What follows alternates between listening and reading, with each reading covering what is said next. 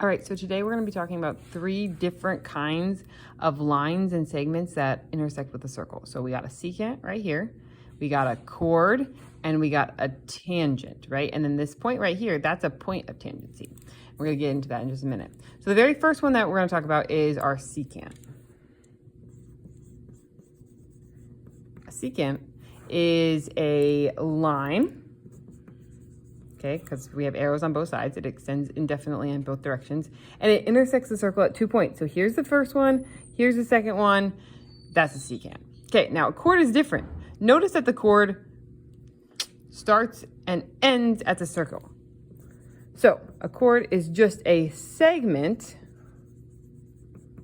whose endpoints lie exactly on the circle. All right, and then we have our last one. And the last one is a tangent.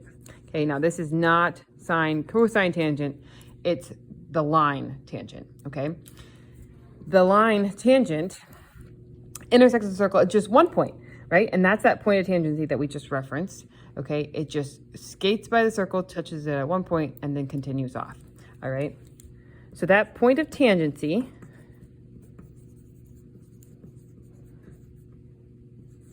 is important because if I draw in another line right here, okay, that's going to be my radius because that's about half a circle, all right?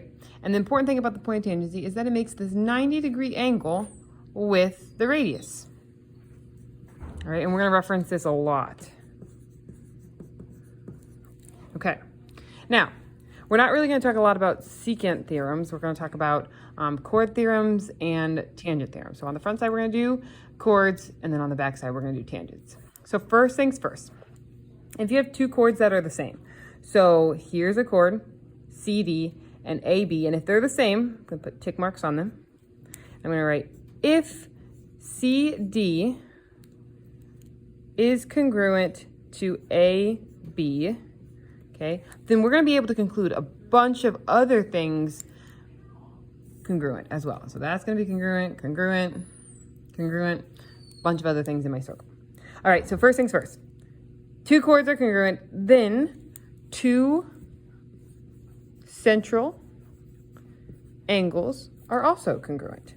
All right, so I'm going to put my pencil on point C, draw down to E, and then go over to D. That angle right there, in that triangle, is going to be congruent to the triangle that I draw right here, that angle right there. All right? Those are congruent angles, that's why I have my arc marks. Another thing that is going to be congruent is the intercepted arcs.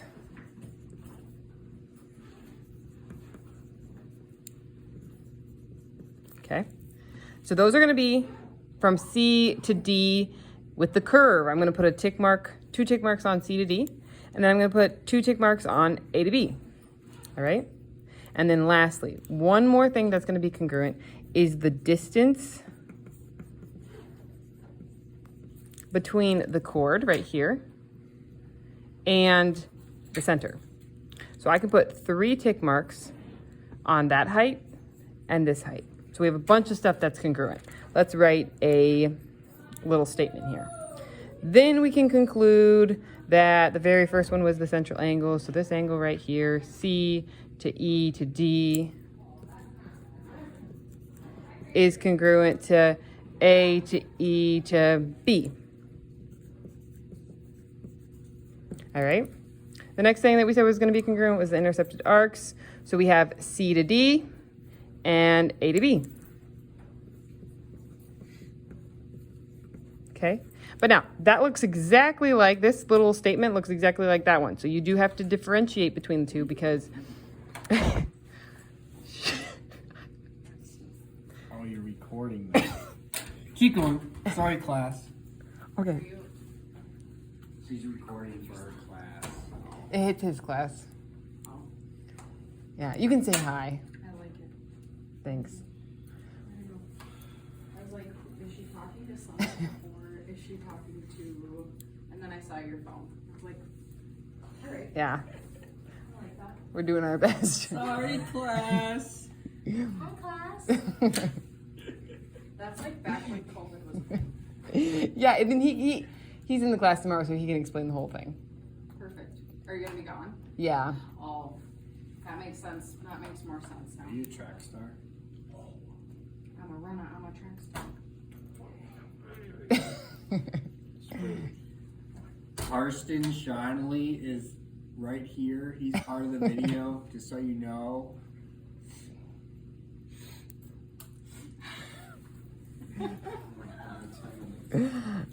All right, so the way that we differentiate between the two, right? Because C to D could be a line or a curve.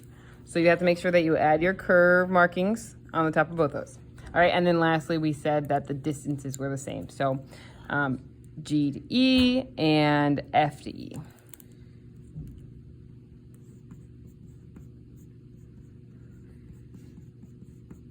Okay, so if you just have one piece of information, you can find all of that other stuff out, right? And vice versa.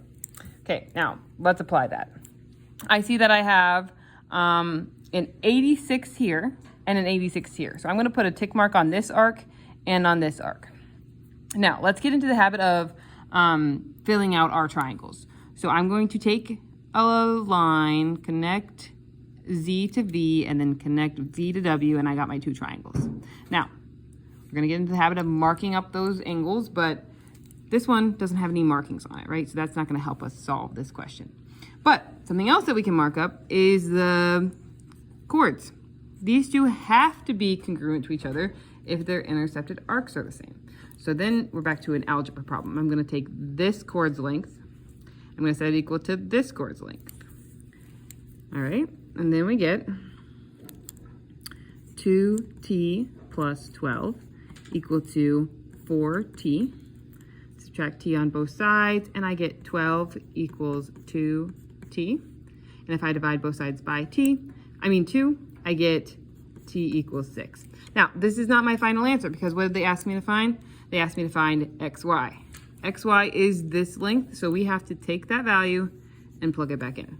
All right, I'm gonna get xy equals 2 times 6 plus 12. 2 times 6 is 12, 12 plus 12 gets me 24 for my final answer. All right, over here, this one looks a little bit more complicated. All right, same thing, you're going to put tick marks on what you know is true. Both of these chords, okay,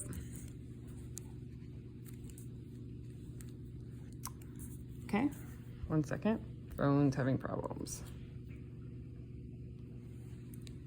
Okay, both of these chords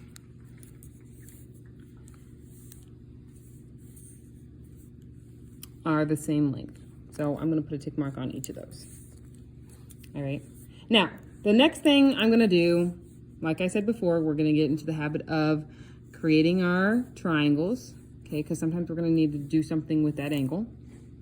But just like the previous question, when I put arc marks on these ones, I don't have any information about these angles in particular, so that's not gonna help me solve the question. Now, if I put 2 tick marks on this minor arc right here, it should be equal to this minor arc over here. So I'm gonna put 2 tick marks over there. But the thing is, there is no numbers. There are no numbers there. So I can't set that equal to something that doesn't have a number. All right, so we're gonna use the fact that I have a major arc, right? The big part of the circle, and the minor arc, right? I'm gonna take this and I'm gonna write it over here where it's congruent. I'm gonna write 3c plus 20. And if I take 3c plus 20, which is just the minor arc, and I add it to 16c minus 21, the whole thing has to equal 360. And we're back to doing an algebra problem. All right, so our equation is going to be 3c plus 20 plus the major arc's degree, so plus 16c minus 21, and I'm going to set that equal to 360. Okay, combine like terms. 3c and 16c is 19c. 20 minus 21 is -1, equal to 360. All right, now when I move this 1 to the other side, it is not going to become 359, right? You have to do the opposite sign. People were doing that today. Okay, those cancel. And 19c equals 361.